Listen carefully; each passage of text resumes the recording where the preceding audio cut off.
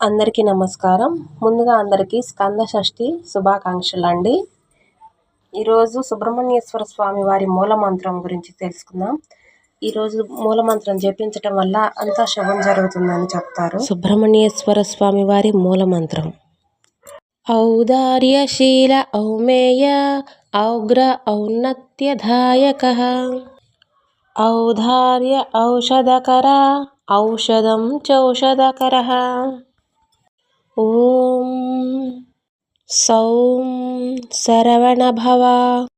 శ్రీం హ్రీం క్లీం క్లౌం సౌం నమః.